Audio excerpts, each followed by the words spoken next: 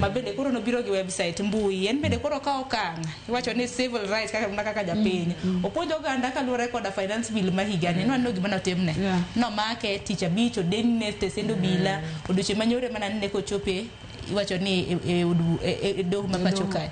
But aparo ni mago to gik mwakweda ahinya. Kenya ka wasewe space mar wuoyo e gimiluongo ni democratic space, kendo wan gi constitution mo oiko orito ratich ng'ato ka ng'ato.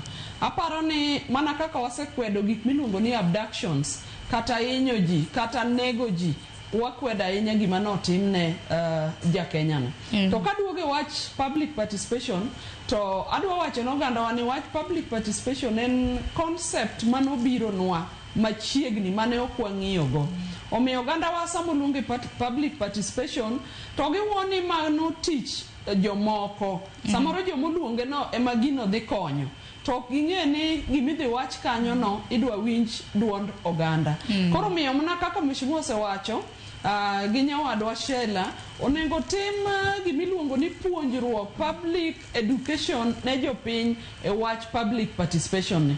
Mondo jopiny ong'e ni sama oluonggi gidhi idwa winj duondgi e gima dwa timore. Tadwa go erokamano nikech expert manyo wamiyo sirikal CS John Mbadi marito pesa, iwacho ni pesa nindo mabei.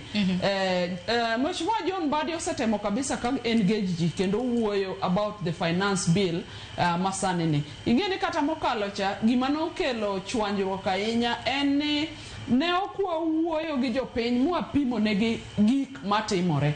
Omiyo wagombo ni jatelo mantie to gi jotelo duto owuone jopiny kamora mora ma ji nitiere. To kendo kata mna wan leadership mar bunge onego wakaw opportunity ma kata kapok ogik sa public participation to kuonde mwawuoyo nyaka liete mwadhieka nyaka kanise wanyis jopiny gik mabiro. Tadwa ni mondo awachi ni e wach finance bill 2025 gima wang'iyo kaka Jokenya ni kik wabedie gi osuru manyalo hinyo Jokenya ahinya nikech jowa ok ni maber. Watemie mondo osuru mang'eny man malo odogie chien mondo Jokenya oyudie fuong'ruok.